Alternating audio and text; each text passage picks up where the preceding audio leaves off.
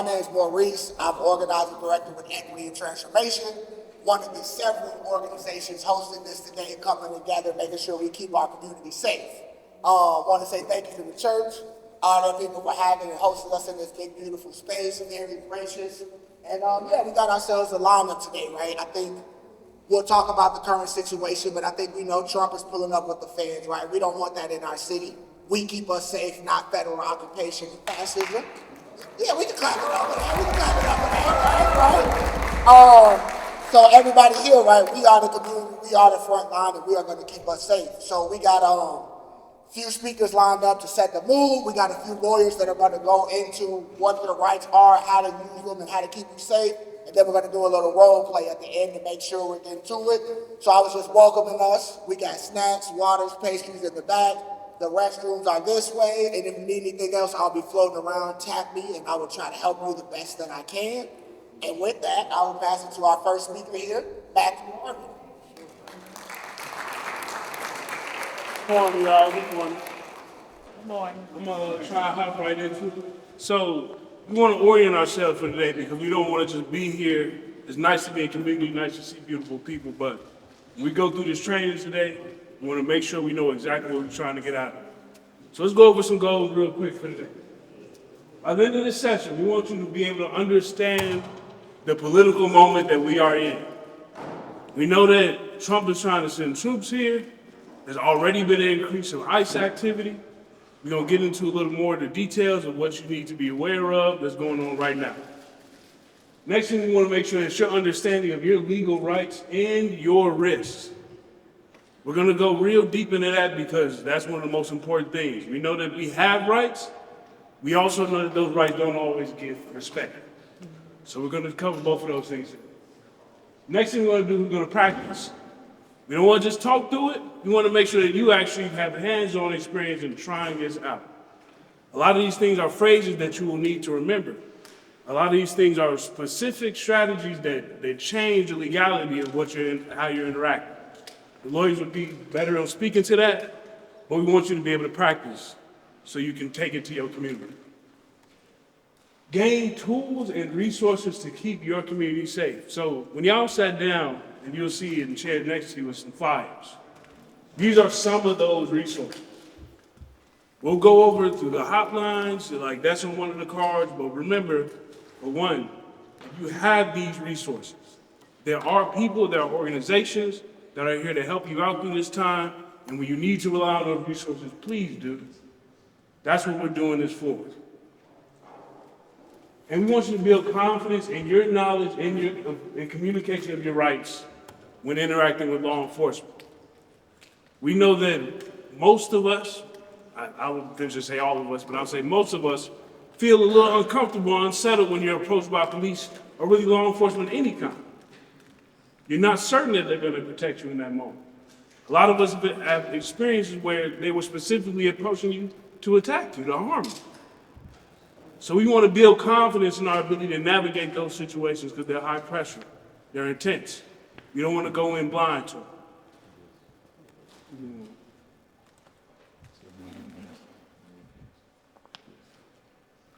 So just to orient you guys, this is the agenda we're going to go through today. We're going to start with grounding and commitments. We're going to go to the political moment, we're delaying. We'll go over some of the context that we're in. We're going to go over knowing your rights. Now he's going to orient us in that sense, and then knowing your risks. We'll go to a couple of different speakers who'll be able to speak to specific risks you may face. And then we're going to practice. Everybody feel good about that agenda? Anybody? All right, good. Yeah. All right, so let's do some grounding and commitments. We keep us safe. There's a phrase you'll hear a lot in movement. There's a phrase you're going to hear a lot today. But we keep us safe. Does anybody know what that means? Understand what that means? You want to speak to that concept a little bit? We protect each other. All right, that's good. Anybody else? What other thoughts come to mind when you think we keep us safe? So when we talk about we keep us safe, it's we protect each other, but understanding really critically that this is imperative. This isn't just something that we're saying just to feel good. Sure, it's kind of a rallying call for community when we be out on the streets. It's a reminder, but treat it like it's an imperative. When we're taking these tools, I'll come to you in a second, but when we have these tools, the understanding is that we're using them to protect each other.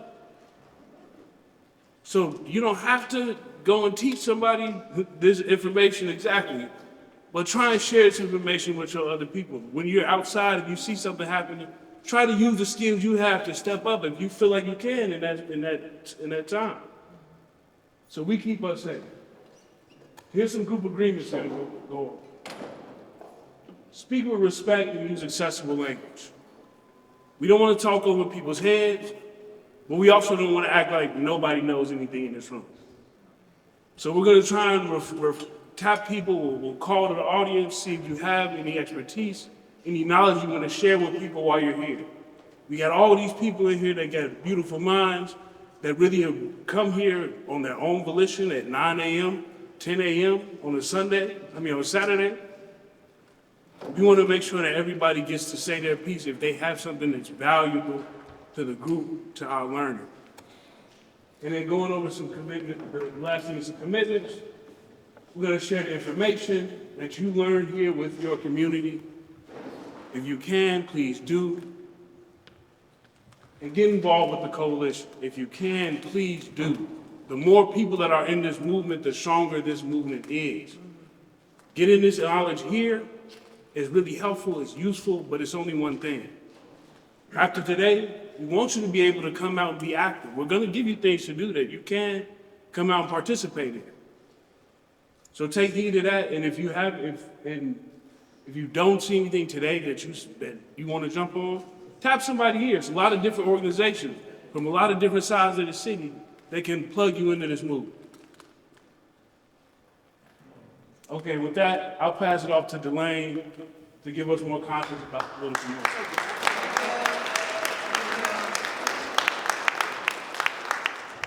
Hey y'all, my name is Delane. I'm with the Chicago Black Voter Project, and I'm just really excited to show up and think about how to keep ourselves safe and keep all of us safe. I'm gonna be talking about what's happening in Chicago right now. So, although the National Guard is supposed to be under the command of the governor, and Governor Pritzker said there is absolutely no legal basis for Trump to send any federal troops to Chicago without state approval, Trump is Trump. And although Brandon Johnson signed an executive order saying that any federal troops, any federal law enforcement that comes to Chicago needs to abide by local policing standards, Trump is Trump. And they can bypass this law because Trump is doing whatever he wants anyway. So there are currently federal agents and military vehicles in It's hard to decipher the words that you're saying Word. because of your mask. I'm sorry. Is this, if I speak like this, can you hear? Yeah? Speak slower. So if I speak like this, can you hear me? Yes. Yeah? Heard you. Thank you so much. All right, so there are currently military vehicles, there are currently federal troops that are stationed at a naval base in the northern suburbs of Chicago, and this is said to be the logistical hub for all operations that are going to be happening in Chicago. And it's also the staging ground for the Department of Homeland Security.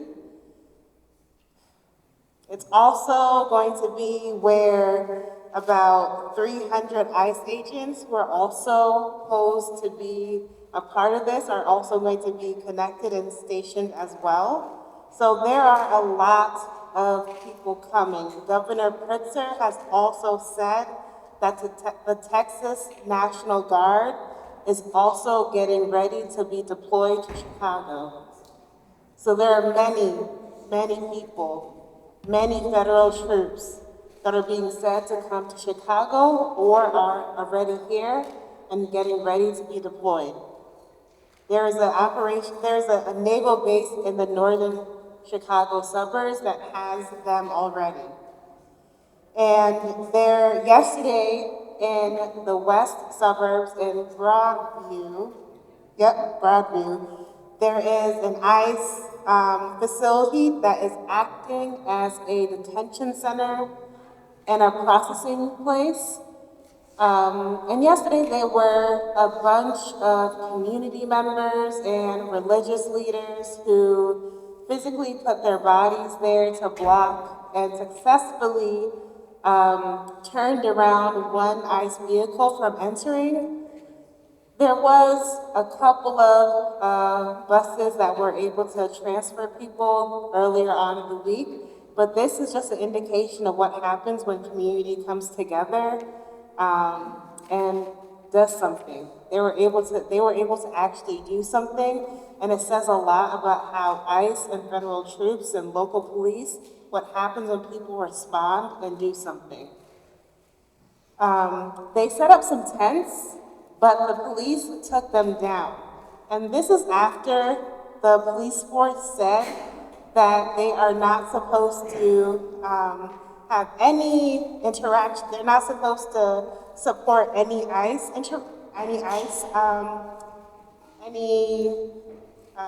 operations. They're not supposed to participate in that, but they are and they will.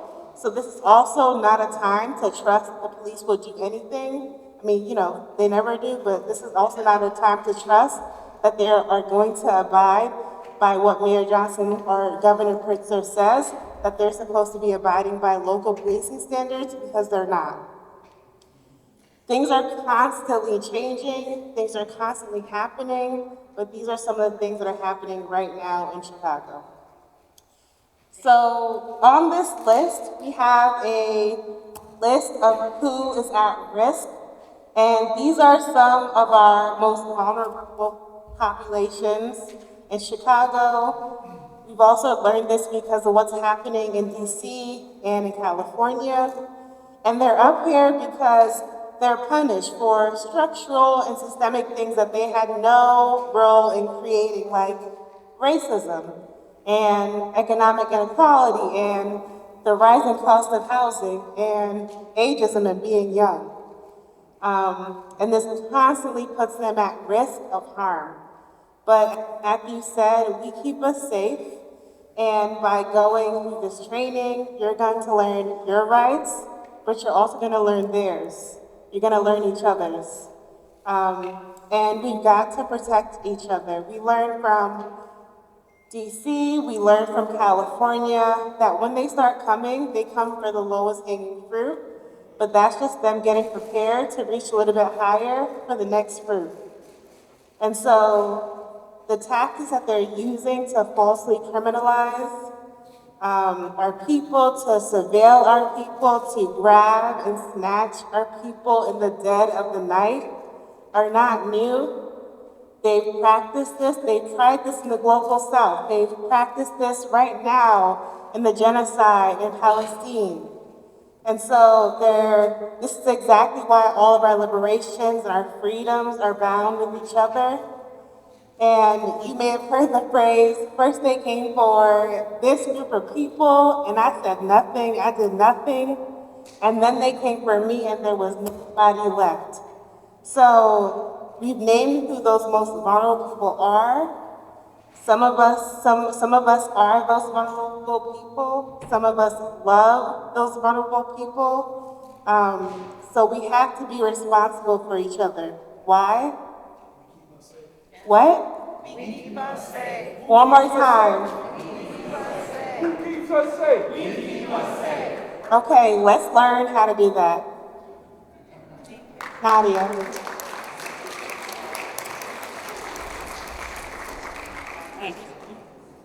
Good morning, y'all. Can y'all hear me without this microphone, or do you need it? You need it. Okay. Is this okay? Sweet. Can people in the back hear me? All right. I'm doing my best with this microphone. My name is Nadia. I am a director of community education at First Defense Legal Aid, and I am going to be taking y'all through a very miniature version of our typical KYR presentation.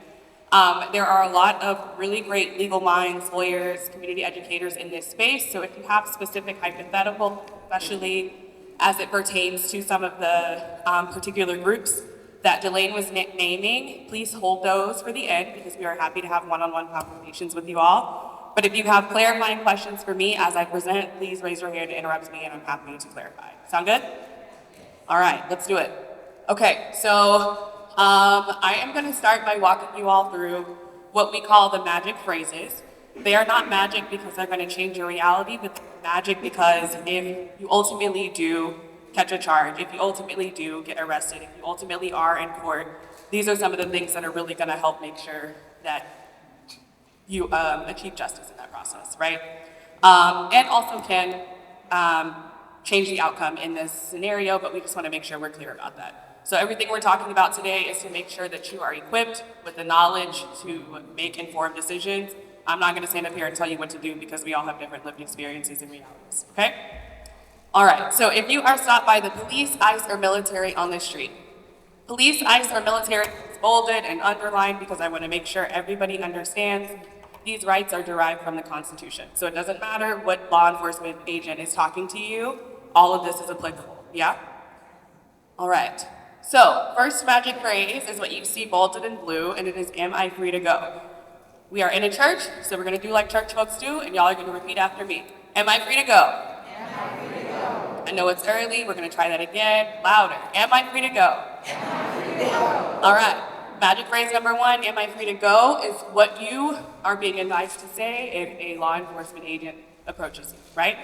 Regardless of where you are, in the car, on the street, at your house, at school, at the park, doesn't matter. And the reason that you're asking, am I free to go, is because this is how the Supreme Court has taught us, is how you determine whether you are detained, all right? So you're gonna ask, am I free to go? And there's a broad spectrum of responses that you can get in that scenario, right? If you say, am I free to go, and you are told yes, regardless of who the agent is, you're gonna walk away calmly, you are not, okay, understood, yes? All right, if you are given a non-answer, I don't know, are you free to go?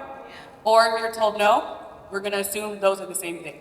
All right, we're not gonna keep asking, we're not gonna keep going back and forth with these agents that we have no idea who they are and what they're here to do. In that moment, you understand that these other phrases are what you say because you're gonna protect your rights. Yeah? All right, so we're gonna practice magic phrase number one again. Am I free to go? Am I free to go? The cop tells you no. So the next thing you're gonna say is, well, I will not talk. I want my lawyer. I will not talk. I want my lawyer. All right. You just asked, am I free to go? Cop said no, so you say. And then the most important thing to do after you say that, can somebody shout out to me what's the most important thing to do after you say that? You actually have to shut up, right? All right. And there's one more phrase that this is a way to protect your rights that come from the Fourth Amendment. Your right to be free from unreasonable searches and seizures. This other phrase is, I do not consent to the search. Now, oh yeah. An eager class, yes. Okay, and I want to ask the audience, if a ICE agent comes up to you with a search warrant, what are you going to say? I do not consent to a search. If a National Guard troop comes up to you with a warrant, what are you going to say? If a CPD officer comes up to you without a warrant, what are you going to say? Period, no matter what. Sent to a search, right? Okay. Does anybody have questions about those magic phrases? Yeah, go ahead. Yes, incredible question. The question was, if they have a warrant, I can still say I do not consent to a search? Absolutely. If they search you anyway, doesn't matter. You said that you do not consent to a search. If anything that was searched outside of the bounds of what that warrant allowed is searched, your rights have been violated. Any other questions about these magic phrases? Yeah. If they ask for a legal form of ID, you have to give that. If you are, and a great question. The question was, do you have to give a legal form of ID if you are asked? If you are interacting with a cop on the street, if you are not under arrest, you have a Fifth Amendment right to remain silent, right? You do not have to answer any questions that are asked of you. Not a single one. If you are asked for your name and date of birth and address and you feel safe and comfortable providing those, we're not going to tell you not to do that. If you feel safer handing over your ID because you don't want to talk, we're not going to advise you not to do that. But what I am going to tell you is that you have a Fifth Amendment right not to say anything. Cool. All right, next slide. Okay, if the police, ICE, or military come to your home, as we discussed, you have a right because of the Fourth Amendment not to allow an agent, right? Regardless of whether there is a warrant, you are still going to say, I do not consent to a search. And I also want to take a moment just to walk through, there's a bunch of different kind of warrants. Obviously, this 5-minute conversation is not going to leave you with all of the information you need, but I want to give you a brief overview. ICE officers sign their own warrants, right? It's a different kind of warrant. But if a ICE officer has a warrant signed by a judge, that is what they need to enter your home. Again, in the moment, you're not going to be thinking about all of this information you have, but I want you to know at least a brief overview. Other officers, so military agents, CPD officers, they will have to have a search warrant signed by a judge in order to get into your home, okay? There's a lot of different features on those warrants. People always ask, it does have to have a location, it does have to have a date, all of those things. But in the moment, if you're presented with what seems like a valid warrant, you don't want to, stop agents from entering that place, right? Again, I can't advise you what to do, but we can let you know that that is an offense, right? If you try to block folks from getting into a building where they do have a valid warrant. A judge is going to be the one who later down the line determines whether there was probable cause for any of these kind of interactions. So in the moment, you're equipped with the knowledge that you need to stay safe and then to make an informed decision. And then later down the line, we can figure out all of that nuance, right? Okay, last thing, there is a difference between a search warrant and an arrest warrant. An arrest warrant, if you think that you have an arrest warrant and you want to figure that out before who knows what's going to happen in the coming weeks, there is a hotline that we're going to show at the end of this presentation that you can call, and a lawyer will help you figure out if you have an arrest warrant and can help you take care of that. I know this was a lot. Does anybody have clarifying questions, not hypotheticals, that I could answer in this moment? Yeah. They need to have a warrant signed by a judge, but what does one that, like just an ICE warrant, what does that mean? It will still have a signature, but it's a warrant that ICE agents have is a different type of warrant that another ICE agent will sign that gives them the ability to arrest someone. So that's often what they will have when they were trying to find somebody. Like they'll have a picture of somebody and say they're looking for somebody. Yeah. Silly question probably, but like, do judges sign judge whatever? Like, is it easy to tell it's a judge's signature? Theoretically, yes. But in the moment, it will have a signature and there will be a printed line that says, this is where the judge's signature goes. But again, I think that in the moment, there's going to be a lot of details that are hard to figure out in real time. Yeah, go ahead. I've heard conflicting reports about administrative versus federal. Which one is what? We've got some immigration experts in the room that can talk about administrative warrants at the end so that you can get that clarity. Anybody have questions on the things that I've said so far? Yeah. Yeah. In the last slide, like I was wanting to ask, so you say like, I'm not gonna talk to you. And then what? They just walk, Yeah. Did they walk away or you walk away? Yeah, so the question is, you say that magic phrase, I will not talk, I want my look, then what? So you can't control what happens next in that situation, right? So it could be that you end up getting arrested in that situation, and in that moment, you still do not want to talk, right? It could be that the officers keep asking you questions, you don't answer, they leave you alone. There's a whole spectrum of outcomes, but regardless, you still want to remain silent and invoke that right that you have. That's a good question, thank you. Yeah.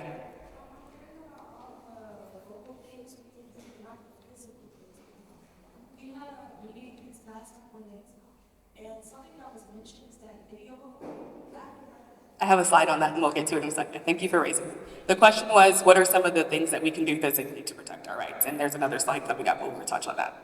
Nadia. Yes. Should we reassert our rights?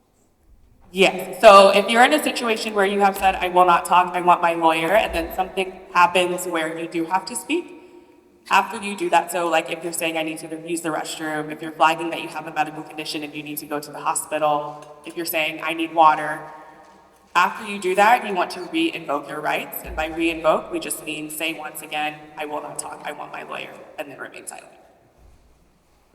Okay. All right. So we're going to talk really quickly about traffic stops. Generally, cops can only search inside your vehicle if they have probable cause or warrant. And as I mentioned earlier, probable cause is something that is not going to be battled over in the moment, right? But you'll battle in court later. But if there is something in your car, for example, if there's a gun laying on your back seat, or if there's some drugs visible in the front seat, that is something that cops can see in plain view. They don't have to ask permission to get into your car to be able to see it, and so they will be able to search your car after that, right? So this little bullet point list of things to keep in mind, if you have expired license plates, maybe you want to take care of that in this moment, or maybe you want to park your car and not be driving around the city in that moment, you decide. Presence of guns and weapons. Remember that there are different kinds of licenses, right, in Illinois to carry weapons. You can get a FOID card pretty easily. It's a little bit more of a longer, a firearm identification card. Or you can get a CCL, your concealed carry license, if you go through a little bit more of a process. But remember that if all you have is a FOID card, your gun should not be on you. Your gun should be taken apart in the trunk. There's a lot of different restrictions that accompany that license. And if you don't have an additional gun license, it should not be on you in your car anyway. You're gonna do what you wanna do, but just remember what the law says. If you do not have that on, that is actually something that is something that you can be pulled over for, right? And something that cops can see easily through the window. And odor of cannabis. So this is obviously something that there's a lot of debate going on about right now. Cops, technically, if you have the smell of unburnt weed in your car, establishes probable cause right now. The smell of burnt weed does not establish probable cause right now, right? But obviously that relies on CPD, that rely on the fact that CPD, ICE, DEA, whatever, know the difference between those smells, right? So if I were you, maybe think about whether or not it's smart to hide in this moment, right? Think about whether or not it's worth it to do those things in this moment and make that decision for yourself, because that could be something that leads something that leads to a traffic stop and leads to further issues. Yeah? Okay. Does anybody have questions? Well, actually, I have a question for everybody. Is that a question? That is a very big question that I will not dive into right now, but cannabis is not federally legal. Cannabis is legal in Chicago, but there are restrictions with that, y'all. On my lease, it's in my apartment, and I can't do anything about that, right? If you own your property, you can do whatever you want, but there's a lot of restrictions depending on your age, depending on your location. Theoretically, the law does not say you can just be walking down Lake Shore smoking weed, right? So you have to be mindful of that. Yes, it's legal. And also, we have people in public housing are also not able to smoke freely in their homes. And also, we have some cannabis experts in the room who I think would be happy to talk about that later if you have more minute questions. Yeah, go ahead.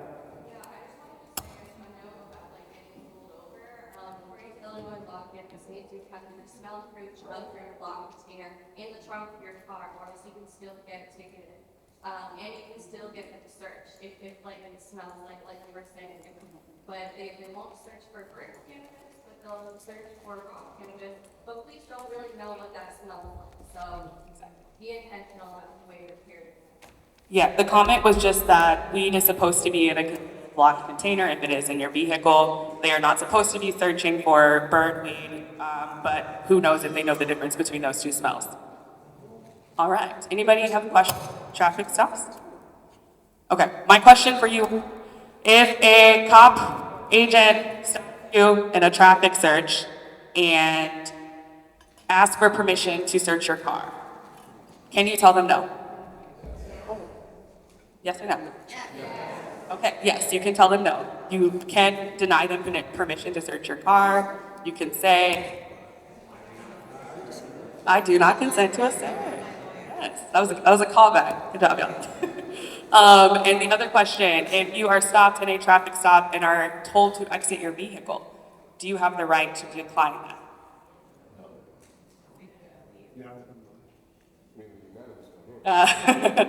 Right, so this one is a little trickier, but that one you do have to abide by.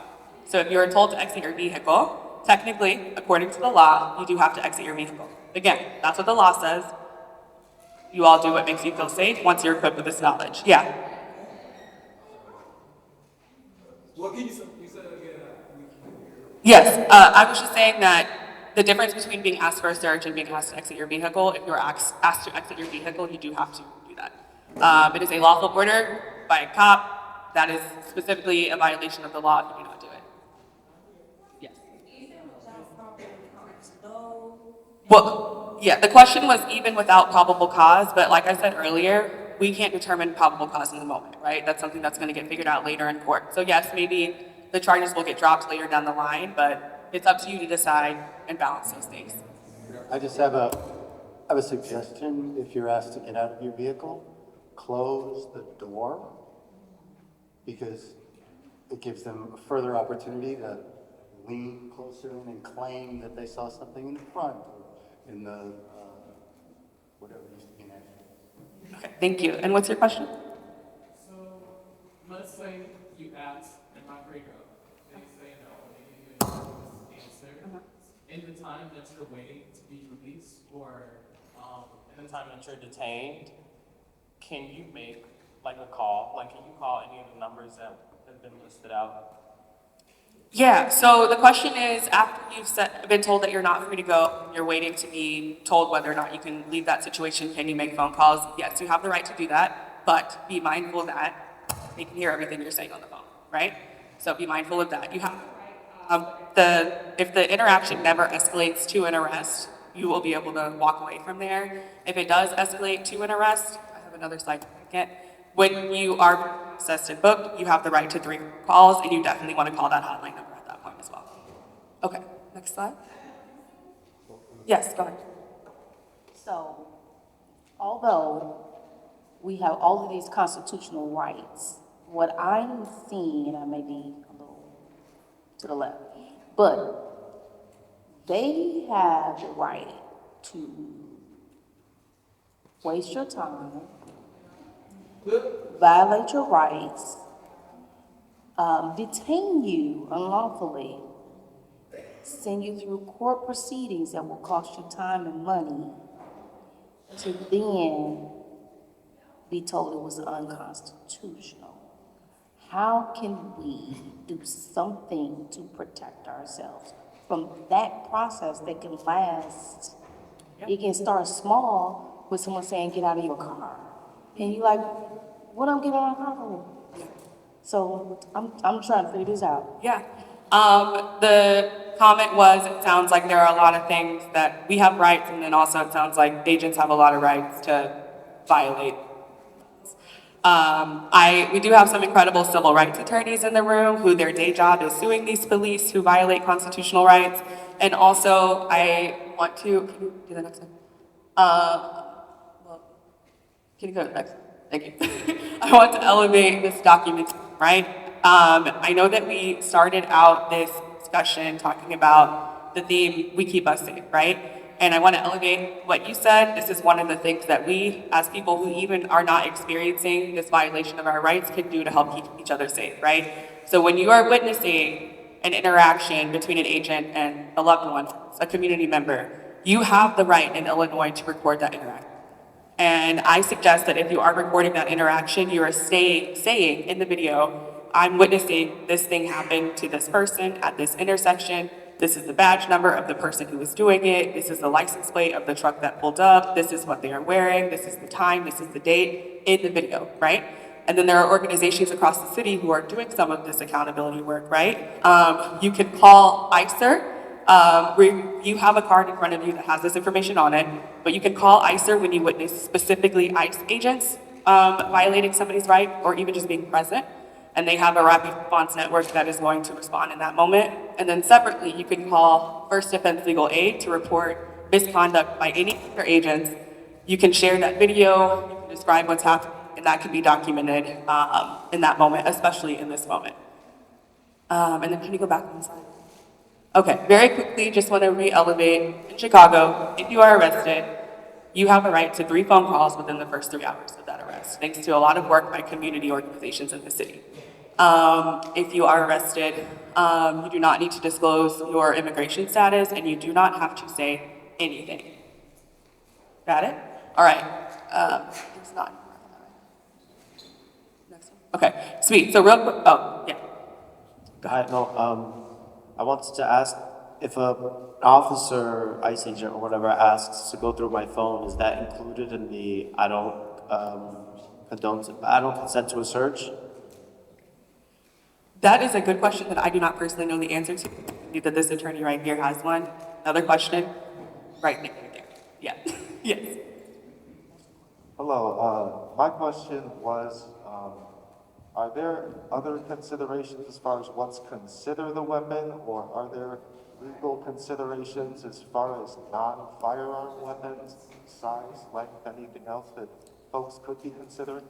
Yeah, that actually does vary a lot based on location, based on who's present, and a lot of those other things, and I can give you some more information about that. The question was, is there different designations of what is considered a weapon? Sorry, was there another question too? Okay, yes. More comment is anything, I come from the Englewood community, and a lot of these rights that you're speaking about are rights that we had way before this conversation here. And rights that continues to be violated in these communities of color, particularly our. So I've seen these rights, know these rights, and been trying to implement these rights, and still get shut down, shut up, don't look back to the party. Yes. And like you already said, still have to do the process, going through the lockup, waiting on the judge, and all the other things that come out. Yes. And lose a lot of time and even your job. The question is this more of a training to know your right because ISIS is coming in the military? Because we didn't own these rights before. So these are not some new rights that we have. These rights have always been in place, correct? Correct. The question is, have these rights always been in place, or are these new rights? The purpose of this training is to understand how these rights apply to ICE and also to federal agents as well, and to introduce these rights to folks who maybe are not privy to them before. And I absolutely agree. Everybody in this collective is on the exact same page that these are the rights that the law gives you, but it doesn't necessarily mean that's how it plays out in real time. Yes.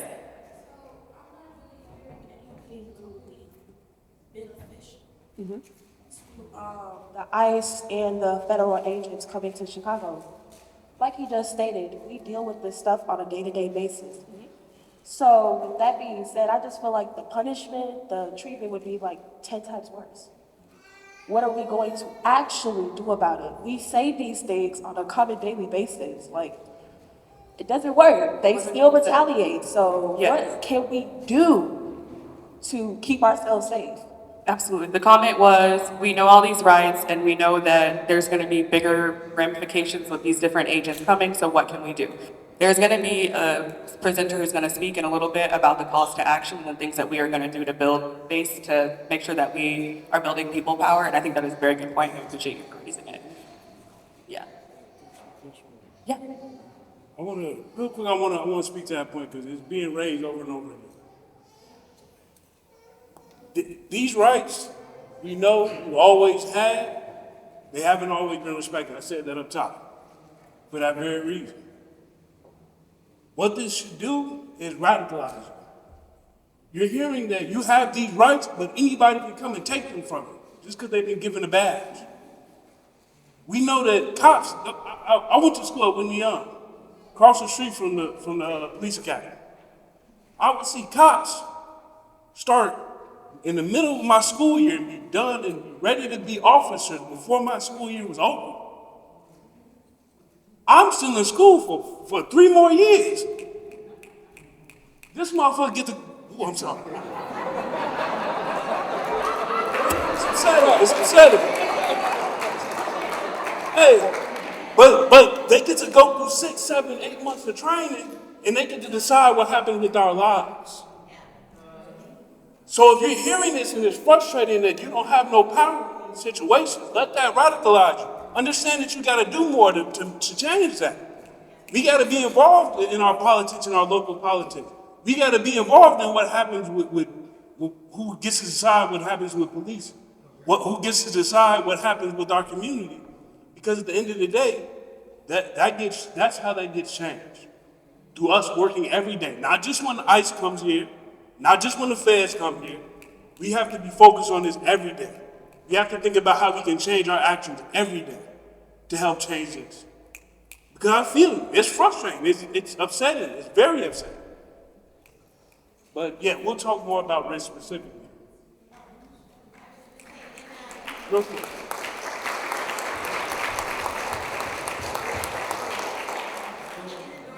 Suburbs in our small little towns. A question, like who has jurisdiction? If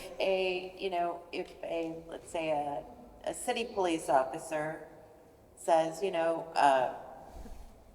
is going to arrest for whatever it is and then there's other ones around, then there's ICE, there's feds, like who of these people, how does the chain of jurisdiction work? All the way down to the local level. I mean, does the Huntley police guy have more jurisdiction than a sheriff in McHenry County or the ICE guy? Or is it each city has their own cooperating or non-cooperative agreement with these other agencies?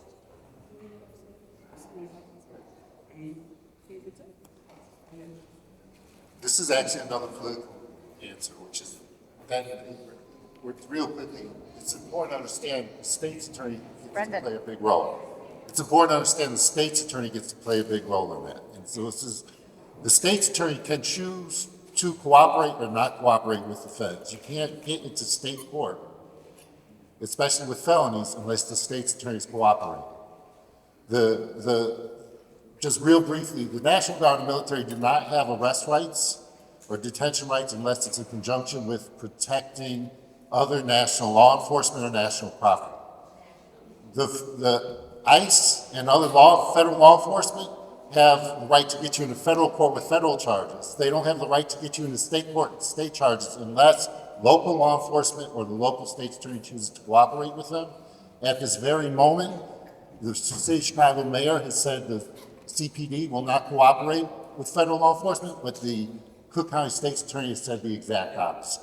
And so what we anticipate is a lot of charges that cannot get through in federal court may end up in state court because the state's attorney chooses to cooperate with these federal law enforcement. And that's really important to know that that's what's happening right now.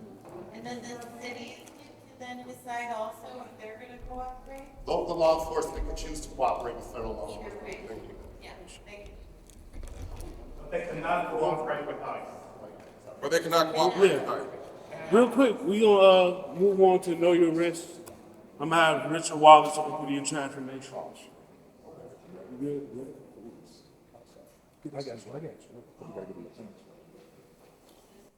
All right, how y'all doing? How y'all doing? I say, praise God. We're in the house of the Lord, right? I'm a pre-K. Any other preacher kids in the building? Preacher kids in the other? Okay, all right. Well, it's just me. My name is Richard Wallace. I'm founder of an organization called Equity and Transformation here. And shout out to all of the organizations that are in the building. And I want to thank the church for allowing us to hold this here. I think it's important for, the Black church has had a long history as it relates to how we keep our people safe and building strategies to keep our people and bring our people towards freedom. So I just want to say thank you to the church for having us.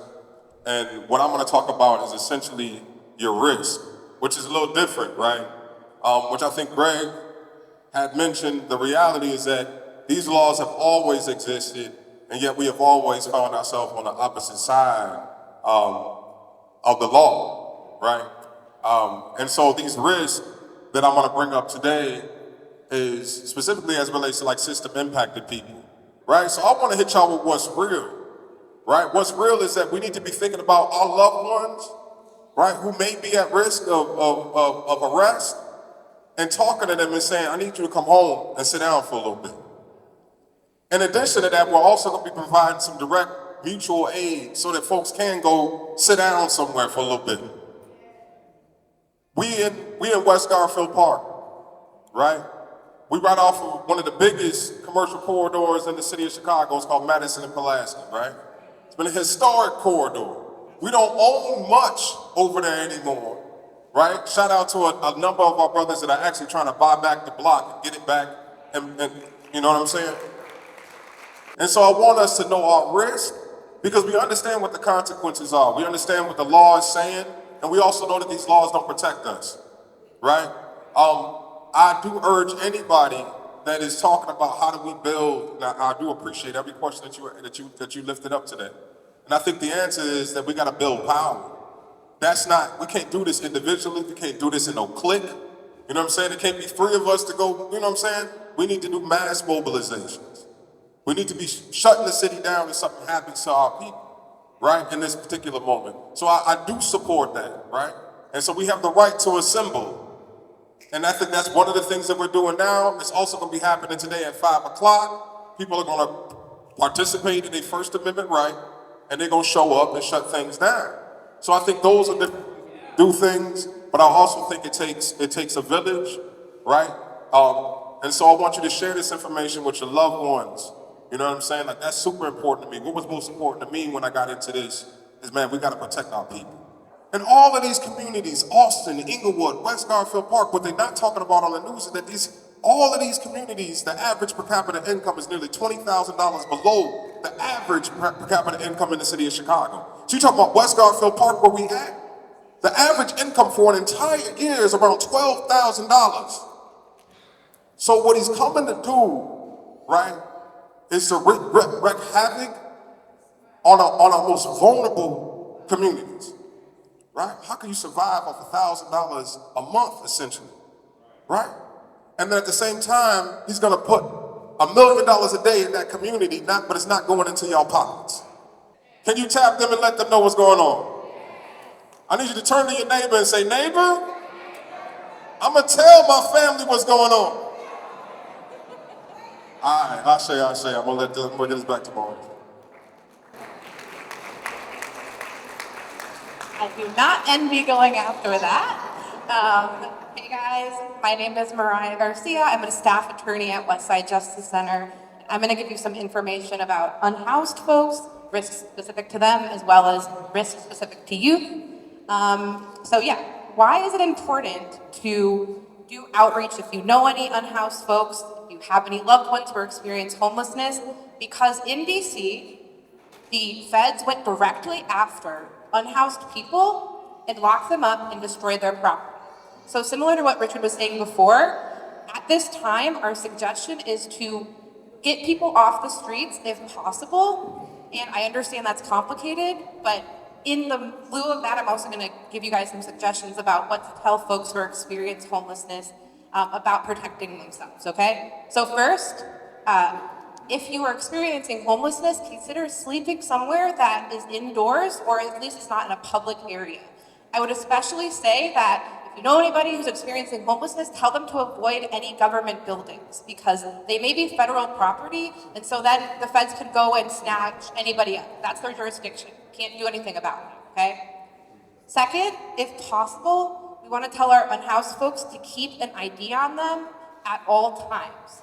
We also, and I understand again, it's hard to know what connections there may be for folks who are in this situation.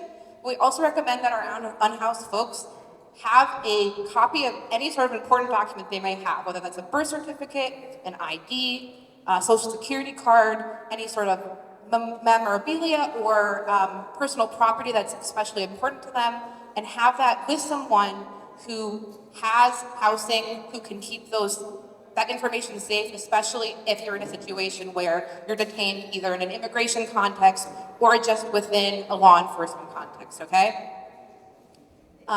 We also recommend that folks carry the number of a loved one on their person, especially because if a phone is not charged or there's some sort of error trying to get that number, having that physical copy makes it so that if you are detained and you want to make a phone call, you know who you're calling. We also recommend that folks keep their medications on them, as well as a list of what their medications are and a list of what the dispensation time should be, right? So if you need to take something twice a day, hey, I have this medication, I have to take it twice a day. Now, I can't say what the feds would do if you were detained by federal agents, but at least within Chicago police is supposed to allow dispensation of medication if they know that you have medication that you're supposed to be taking. So that's important. And I would also recommend, this isn't on the slide, but providing maybe a copy of that list to a support person or a loved one who is not experiencing homelessness. And also, if possible, if unhoused folks have phones, we recommend that they keep them charged, or to at least have external chargers that they can plug into if possible.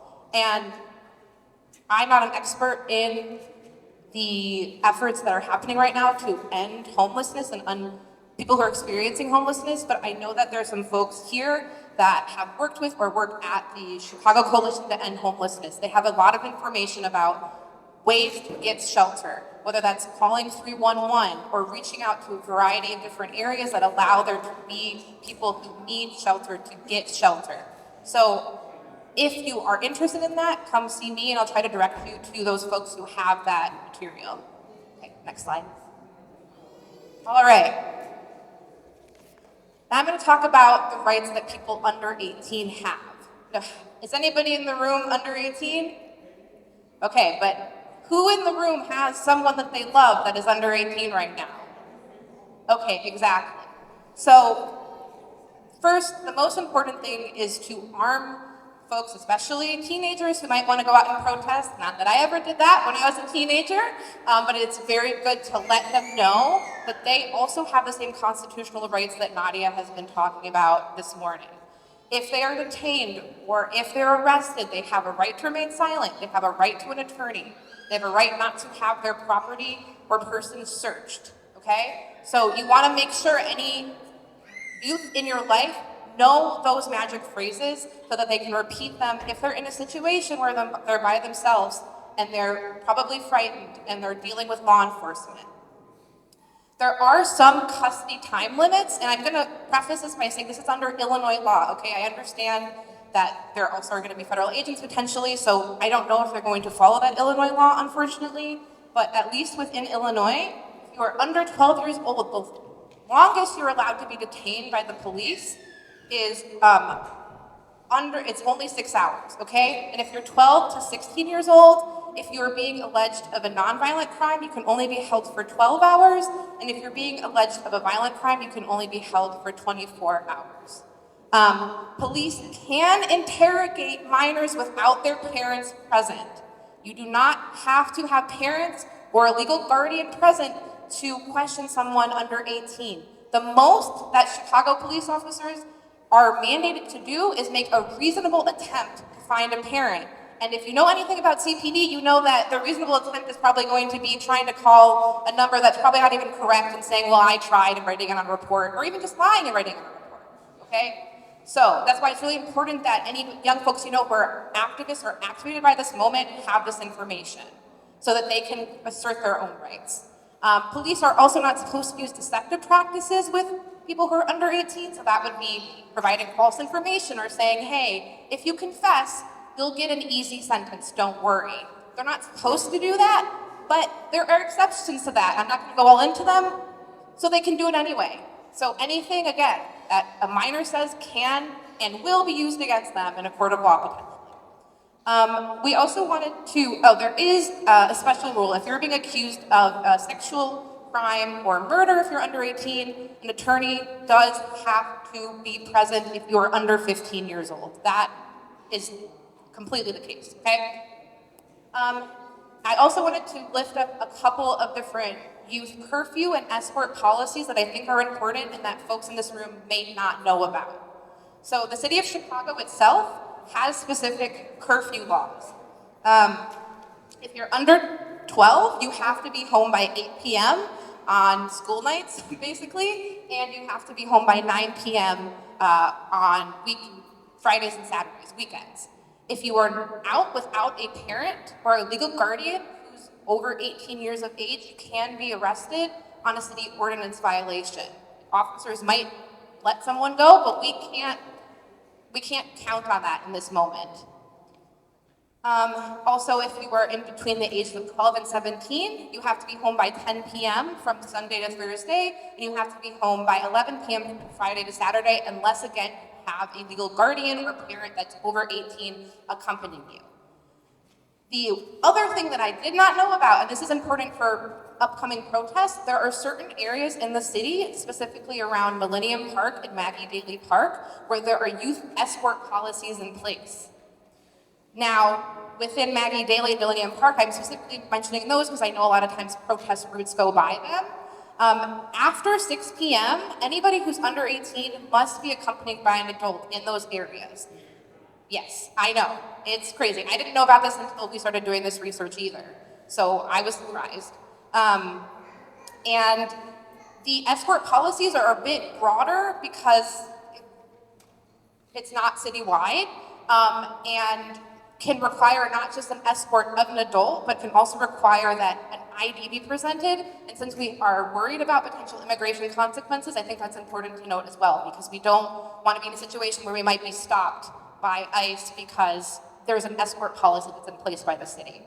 I also want to say that local leaders can, in Maggie Daley Park and Millennium Park, and they don't say what local leaders are, that could be, I assume, the police chief, someone who works there, who has some sort of power. They can also impose a curfew on the spot and on an as-needed basis if they think that there is going to be a gathering of young people that are not being basically supervised. So I just want to let y'all know that in those areas, there could be a snap decision to not allow people who are under 18 to be there, and unfortunately, if you do not leave, you could be facing trespass charges. So I just want y'all to be aware of that. And the last thing I want to say is that you should let folks know, especially young folks, if they are detained or arrested, to first invoke their rights and then to call an attorney. The Public Defender's Office has a juvenile division. The reason I am saying that is because, unlike y'all here, a lot of parents are not as cool as the parents that these young people may have. And a lot of times parents will want either the police to discipline their kid, or they might say something that they don't realize is incriminating their kid, or they might even allow someone into their house if they have a warrant. So, if you have, I would tell people, young people you know, if they really know their parent is like down for the cause, like was a hippie, was, part of the civil rights movement, really understands things, yes, if you're in a situation where you're stopped by the police or detained, reach out to them. Otherwise, assert your rights and call an attorney. And that's all I gotta say. Thank you guys.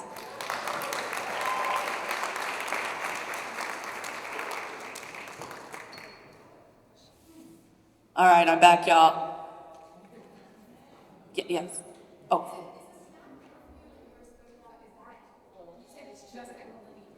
And Maggie Daley.